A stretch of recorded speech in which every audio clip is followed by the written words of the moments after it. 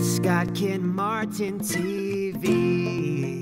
Hey everybody, it's Scott here, and this is not going to be a typical video. It's not going to be a sketch, a vlog, parody, whatever. This is simply me sitting here and acknowledging that I've been on YouTube for 6 years today. Now, April 9th, 2006, I was in a class in college, and a professor had us basically sign up without us really thinking what it was. We just knew that it was like a video hosting website like Vimeo or something. That's what I thought of at the time. It was like my last semester in college. I threw up my demo reel. I threw up some short films that I did, and one of them, called The Disgruntled Employee, got me fired from a job. The vice president of the company flew up from Fort Lauderdale to hand me my paper that said, I will not distribute this video anywhere. I will destroy all copies. And if I didn't, I would basically be slapped with a lawsuit. So let's just say it was a great video. It went semi-viral for the time, and I was super excited, but that kind of deflated me, you know? I had to look for another job, which I did. It went from that to me investing a lot of time into YouTube. Reflecting on it now, it's like, every relationship I've ever had that's failed, basically, has been because of YouTube. I don't blame YouTube. It's just that I invest so much time into it that I get consumed by it. And if you're a YouTuber like me, you know what I'm talking about. You're up late hours, you're staring at a computer screen, you're replying to comments, you're whatever. You're watching other people's videos, and now, thanks to Twitter and Facebook and all that, there's even more distractions than there were back in '06. Then it was just MySpace. So after I got fired and I started to spend more time on YouTube, my girlfriend was kind of, you know, her and I were drifting apart. We were together for 7 years. I moved down to Florida from Buffalo. That's a 1,200-mile trek, and I went to school. So when we graduated, she got a job offer elsewhere. It was in Gainesville, and it didn't work out, mainly because of the internet again. And I went looking for something new, and that something new was stirfryTV. In January of '09, it was new year, new career, and I was going to start something new, and it was going to be fun and exciting. I was kind of scared because, you know, I didn't really have any experience other than like an internship, but I became the co-producer of an online variety entertainment network, and we traveled the country. I learned a lot of different things about sets and lighting. Not that I hadn't learned it, but it was like you learn more about it. You work with gaffers and grippers and camera guys directly. When we started a firing spree because they weren't what we wanted, the executive producer, River, ended up having me do a majority of the work. I started editing and doing the camera work then, not just producing. 125 episodes later of 12 different shows, we had a lot of stuff. It was very cool. But what we didn't have was sponsorship. We didn't have money. So, you know, River, putting his life savings into this, was really stressed out and was about to pull the plug. And I said, wait, let me show you YouTube. It's another way of kind of promoting the business. Now that they have this partnership thing, you know, maybe we should try that. Because, you know, let's rewind a little bit. I spent a lot of my time in '06 to beginning of '07 watching the original YouTubers, if you will, and that being like Renetto, Boheme, Naltz, Make Me Bad, Smosh, Nigahiga, Lisa Nova. I mean, I was like obsessed with her back in the day. S&P Films, Corey, Philip DeFranco, and that was when Shay Carl, like, didn't even exist, and then he started doing video responses at the beginning. There was Dave Days, David Choi, Alpha Cat. Like, when these people were launching their careers, I look back at it now, because they hit the homepage. Back then it was like, it was possible, and it changed your life forever. So anyway, like, I invested all that time into that, and I knew about it, so I told River about Michael Buckley, who took off in '07, Shane Dawson, who also got fired from his job because of YouTube, and, you know, obviously he redeemed himself with becoming as well known as he is now, but he finally saw the potential. When he saw those two, he fell in love with this whole new world of YouTube. There wasn't much convincing after that, and it took off. I had this show concept, YouTube Spotlight, because I had seen other people try to promote YouTubers and then it failed. But for me, it was about helping out the little guys by basically piggybacking the big guys, you know? If we want to be honest here, we wanted to glorify, put in the spotlight, these bigger YouTubers who definitely deserve the attention, But the only way we were going to get bigger is if we had this well-produced show that had great production value, that was attractive to people, but it needed somebody who knew all this stuff about YouTube. And that was me. That's where I caught up. You know, things started to take off with stirfryTV thanks to people we interviewed, like Michael Buckley and Shane Dawson and Mystery Guitar Man. And I got... Shit, I just spilled my beer. Oh yeah, this was my celebratory beer. Ooh, oh God. Cheers to 6 years.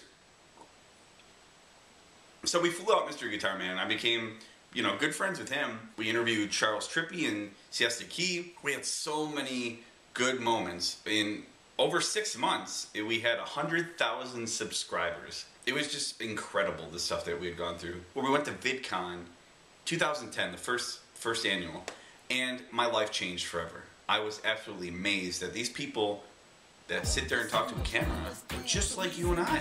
I started to network and socialize more, and I became so engaged into this community that it actually scared River, the executive producer, because he invested all this money into the company.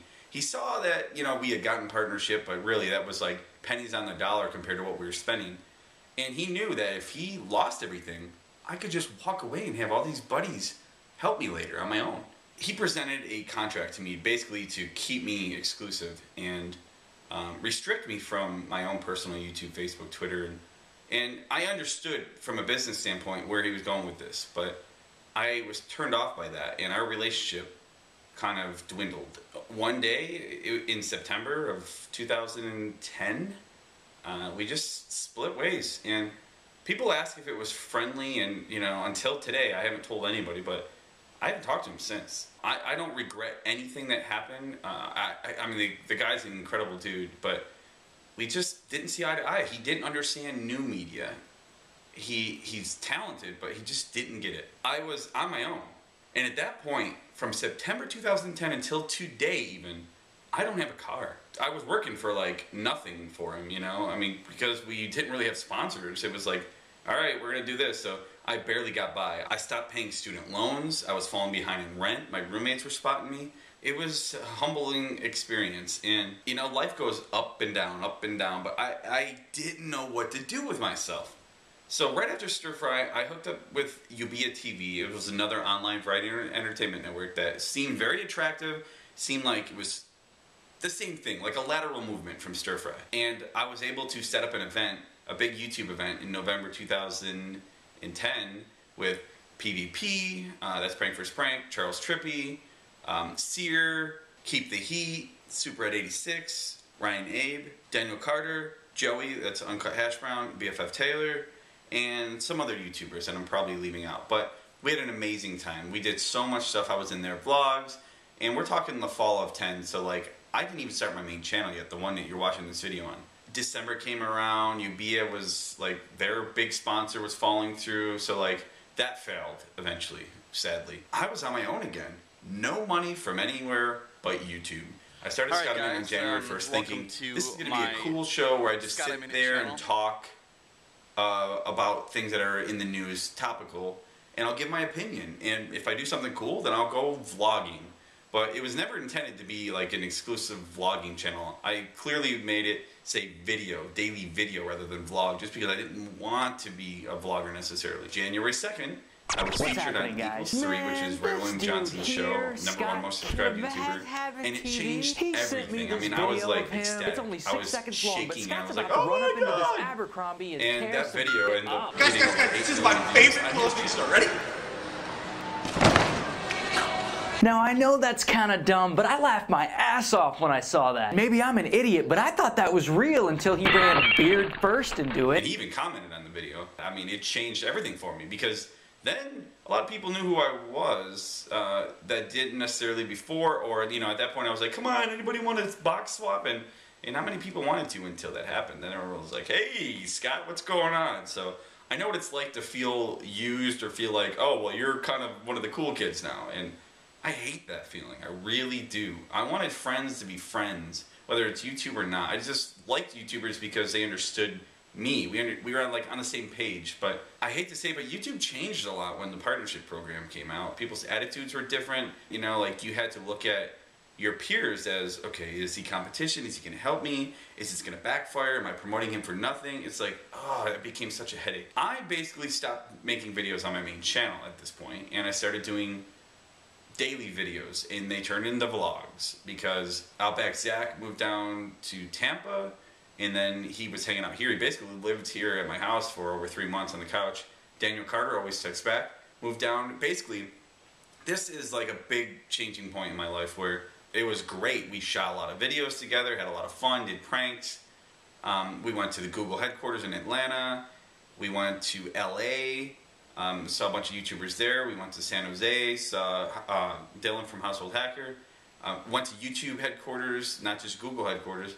And it was mind-blowing, all the stuff that was out there and what was possible. When Daniel quit his job, sold his car, and moved down here with hopes that we were just going to high-five and get along great and shoot all these videos, which we did. When he moved down, we got bunk beds. So I basically gave up that private space that I had.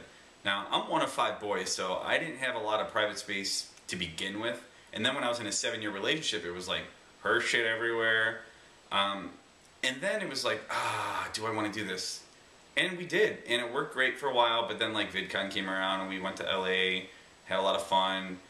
Then I came back, or it was around that time where I had my 10-year high school reunion.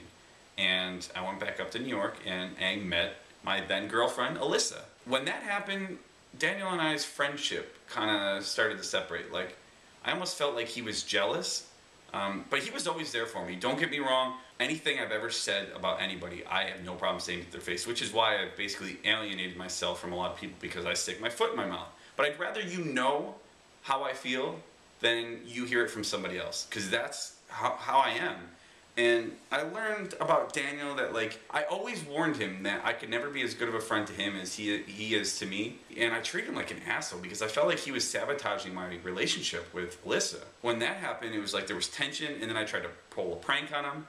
It went wrong. He got pissed. We had like this argument on Twitter. People thought we were joking, but we didn't really talk again after that. This is all around the time when I had lost the Next Up contest. Basically, I was winner alternate, you know. And if you don't know what the Next Up thing was, it was a $35,000 grand prize for the top 50 people. And I was like 51 with like 2 other people who were like, ugh. I even had to sign the affidavit, like, yes, I won. And I lost. And it crushed me. Then I went to King of the Web contest, and you know, Daniel and I were both going to enter, but he didn't want to compete with me, so he backed off and let me do it. And then Damon DeFizzi helped me with, like, I don't know, week to spare. And his people just overwhelmed the site, were blowing me up, and I went from, like, not even the top 10 to number 6. I'll forever be thankful of what Damon did for me. But I came across as kind of ungrateful, because I did a live show on, like, the last day to try to rally my troops, and I was like, buy my shirt and vote, vote, vote. Because if you don't, you know, I was basically doing like this guilt trip. And I think Damon came into the show and he just didn't like how it was going, and he felt like he was promoting somebody that didn't deserve it. It was a big slap in the face because, you know, he already had trust issues, but then he kind of backed off from me. I felt like I lost a friend because when we hung out, we didn't just film all the time. Like, you know, YouTubers in general are just socially awkward, and I felt like we just hit it off. It was great.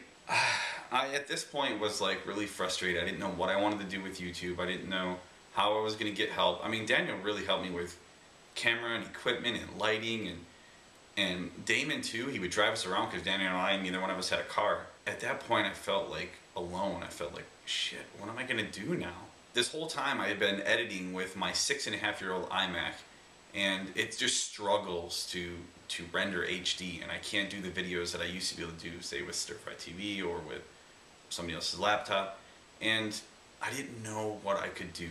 I lost the Next Up thing. I finished 6th King of the Web, which was like 250 bucks. Cool, but everyone's like, you gonna buy a computer? I'm like, with 250? I'm not buying a PC, I'm a Mac guy. So I invested a lot of my time watching other YouTubers and criticizing people publicly, and, you know, a lot of local YouTubers didn't want to hang out with me anymore, and I was kind of confused. And one night when there was a bachelor party for the Tim Tracker, I lashed out on Twitter at like a group of people that were there, like, hey, thanks for inviting me. And it was the wrong thing because I had invited them out somewhere, and the only person that replied was Tim saying, "Oh, I got plans," but nobody told me what was going on. And like a kid, I had a tantrum that I regret. You know, I apologized to them, but it was too late. So I lost friends like Aaron, the Chiz Show, his girlfriend, Tim and his wife, Jen, and other YouTubers that, you know, I valued their friendship, but I didn't show it. That made things awkward when District Lions had this meetup, and I went to it, and they were there, and I tried to apologize, and they're like, "You know what you're apologizing for?" And that was another slap in the face, because I was like, not really, you guys just all got pissed at me, and I wasn't sure if it was because of one incident, but it was a number of things over time, and I realized you love me or hate me. You either accept what I say and do, or you don't. And growing up with 4 brothers, we shut our mouths at each other and other people, and they just grin and bear it because we had our own little posse, if you will. And it's never acceptable, but that was my way of just blurting things out without going, should I really say this? So fast forward to November 26, 2011, and that would be the 10-year anniversary of my father's death. It was tough. I made a video about it, which is on this channel. I basically poured my guts out. It was the most personal thing I've ever done. After that, let's see, January came around, and I broke up with my girlfriend. Actually, I got dumped by a girl that's 5 years younger than me, and I was like, oh my God, what did I do? Again, it was because of YouTube. I mean, every day we'd call or Skype each other, and it was like, so what are you doing? And I'm like, editing a video, editing a video, editing a video, filming a video, editing a video. And it just gets old after a while when you don't mix it up, you don't change the subject. And so it looks like I need to date a YouTuber. Plain and simple, I need to date some hot musician that makes videos on YouTube and understands that there's a community. Something like that. So ladies, holla at your boy. I feel like Fluffy Talks sitting in this chair with the beanie, with the backdrop. Oh yeah, so when January came around, I stopped making these daily vlogs. I felt like 6 or 7 months into these Scott-a-minute vlogs, I was just investing so much time in cutting like 5 to 10 minutes of footage down to 1 minute. And I'm talking 5 to 10 minutes of like a normal vlog, already edited, down to 1 minute every day. And I felt like it was underappreciated, even though I gained like 15,000 subscribers in the first 6 or 7 months. It like trailed off. People, I think, got bored, and they could tell that like my energy, I wasn't in it. I was just making videos just to make them because I said I would do it for a year. You know, I learned the hard way that it's not the quantity, it's the quality. So when January came around, I did less of them, but I did longer vlogs. Even on my Scott-a-minute channel, I kind of broke the rule. But it was a gamble I was willing to take because everybody was like, make longer videos, make longer videos. So I finally did. Mainly because I wanted to focus on my main channel and put them in front of a larger audience. I had double the amount of subscribers on my main channel as I did my daily channel, so it would make sense to move them there. And then just do random videos on Scott-a-minute and focus on sketches and vlogs and parodies, whatever I'm going to do on my main channel. Which brings us to Playlist Live 2012, which was last month in March, just a couple weeks ago actually. And I went there with Justin Hacker, which is Dylan's brother, and he's been nothing but super supportive. And you know, we got a hotel, some other people, made some new friends as well, and that's where the event was. And I got to see all these YouTubers that I pissed off, and all these YouTubers that I become friends with. And it was awkward because Daniel's there with all these people that I know, but it was like I wasn't talking to him, and it's, you know, we both at different times have tried to become friends again. It's not gonna happen. But Damon and I are cool. The thing is, with like the Orlando crew, I don't know, like there's another Orlando crew that I kind of hang out with. Like it's almost just like the community of YouTube, where they separate into their own little colonies. You know, they have their own little group, we have our own little group. Naturally, as human beings, we do that. We do. Upper, middle, lower class, suburbs, rural, country, whatever. It's the same crap everywhere. But at Playlist Live, you know, I got a phone call from my best friend that one of my other best friends died that day, and it crushed me.